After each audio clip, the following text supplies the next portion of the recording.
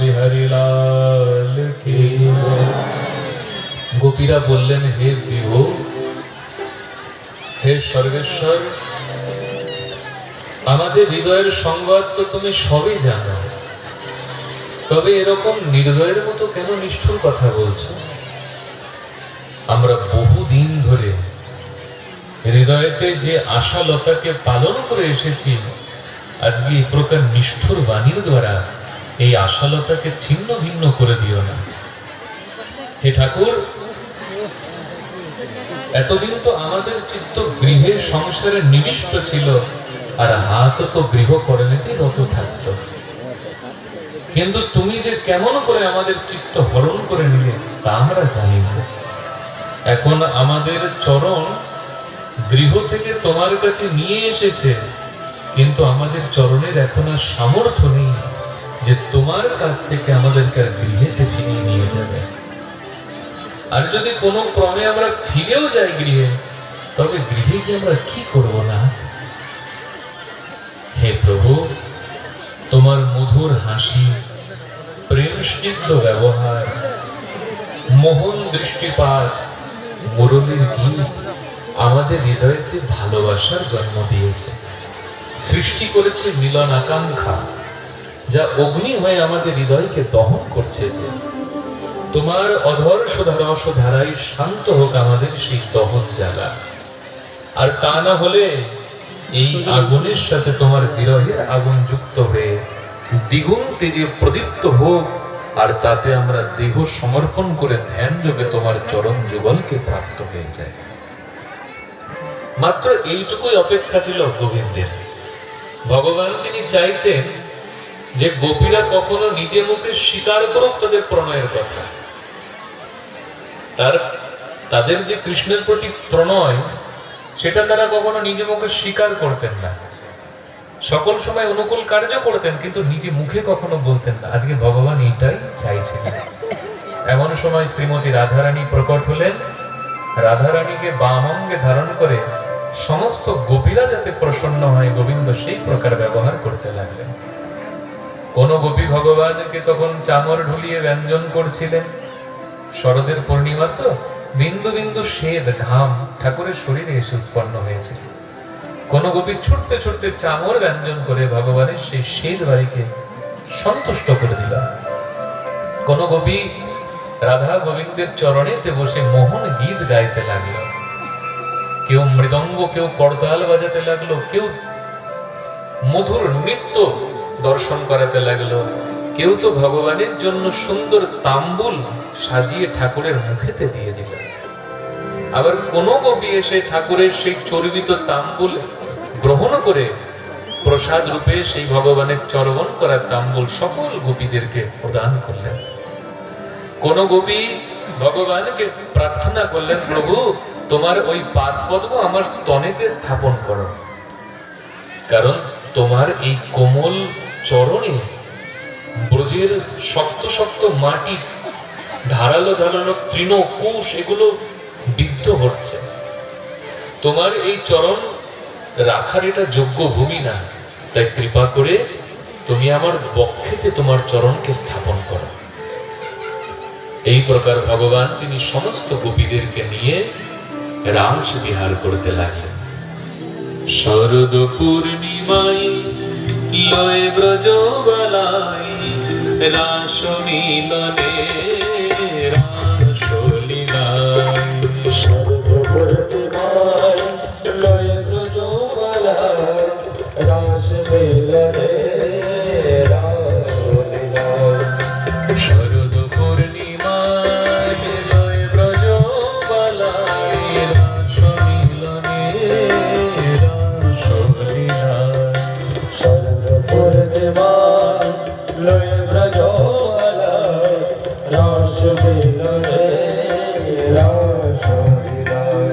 দেখো দুই দুই গোপী এক এক কৃষ্ণ, দুই দুই গোপী এক এক কৃষ্ণ, দেখো দুই দুই গোপী এক এক কৃষ্ণ, দুই দুই গোপী এক এক কৃষ্ণ, দেখো দুই দুই গোপী এক এক কৃষ্ণ, দুই দুই গোপী এক এক কৃষ্ণ। দুই দুই গোপী এক এক কৃষ্ণ, দুই দুই গোপী এক এক কৃষ্ণ। শরদ পূর্ণিমায়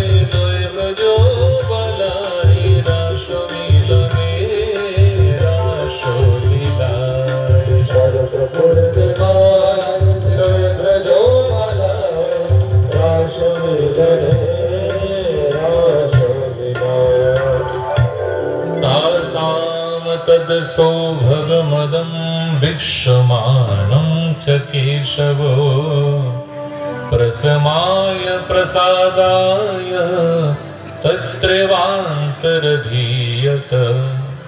ভগবান সকলের সাথে বিহার করছেন। গোপীদের মনেতে নিজের সৌভাগ্যের গর্ববোধ হলো। গোপীরা ভাবলেন আজ আমাদের কত আনন্দ, দেখো আজকে গোবিন্দ আমাদের সাথে বিহার করছেন। আর শ্রীমতী রাধারানী দেখলেন সকলের সাথে এক ব্যবহার করছেন, যেরকম গোপীদের প্রাধান্য দিচ্ছেন সেরকম শ্রীমতীকে। তাই রাধারানীর অন্তরেতে মান হলো। একই সাথে গোপীদের গর্ব প্রশমন করবার জন্য আর শ্রীমতী রাধারানীর মান ভঞ্জনের জন্য শুধুমাত্র রাধারানীকে নিয়ে ভগবান তিনি সেই রাসমঞ্চ থেকে অন্তর্ধান হয়ে গেল। ভগবান অন্তর্ধান হয়ে গেলে সকল গোপীরা যেরকম জল থেকে মৎস্য তুলে নিলে মৎস্যের যে দশা হয়, সর্পের মাথা থেকে মণি নিয়ে নিলে সর্পের যে দশা হয়, সেই প্রকার ছটপট করতে লাগলো। বড় বড় অসত্য পাকুর বট বৃক্ষগণের কাছে গিয়ে জিজ্ঞাসা করলেন, তোমরা কি কোথাও মুরলীধরকে দেখেছ? ওহে কুরুবক, অসত্য, নাগ, কেশর, তোমরা কি কোথাও আমাদের শ্যামসুন্দরকে দেখেছ? একজন গোপী বললেন, সখী এরা তো বৃক্ষ, এরা তো পুরুষ, এরা আমাদের বেদনা বুঝবে না। কশ্চিৎ তুলসী কল্যাণী গোবিন্দ চরণ প্রিয়ে। হে বৃন্দা, হে তুলসী মহারানী, তুমি তো কৃষ্ণ প্রিয়া, তোমার প্রিয়তমকে কি কোথাও যেতে দেখেছো? হে পৃথিবী মা, হে ধরিত্রী দেবী, অন্তত তুমি বলে দাও কোথায় আমাদের প্রাণনাথ লুকিয়ে আছে। হে মৃগ, তোরা এসে একবার আমাদেরকে সন্ধান দিয়ে যা, কোথায় গেলে আমরা আমাদের গোপীনাথকে ফিরে পাবো। গোপীর এইরকম খুঁজতে খুঁজতে গোবিন্দের চরণ চিহ্ন দেখতে পেলেন, আর ঠিক তার পাশে শ্রীমতী রাধারানীর চরণ চিহ্ন দেখলেন। গোপীরা তারা বলতে লাগলেন, অনয়া রাধিতো নুন্যম ভগবান হরিরীশ্বর জন্য বিহায় গোবিন্দ প্রীতো জামনয়দ রহো। দেখ দেখ সখী, গোপীনাথ আমাদের সকলকে পরিত্যাগ করে শ্রীমতী রাধা রানীকে নিয়ে চলে গিয়েছেন। অনয়া রাধিত নুন্যম ভগবান হরির ঈশ্বর। শ্রীমতী রাধা রানী তিনি গোবিন্দের সর্বশ্রেষ্ঠ আরাধিকা, সেই জন্য আমাদেরকে পরিত্যাগ করতে প্রভু তিনি দ্বিতীয়বার ভাবেননি। শ্রীমতী রাধা রানীকে নিয়ে একান্তে তিনি বিহার করছেন। চল এই চরণ চিহ্ন দেখতে দেখতে যদি আমরা মুরলীধরকে পেয়ে যাই। চরণ চিহ্নকে অনুসরণ করতে করতে চললেন।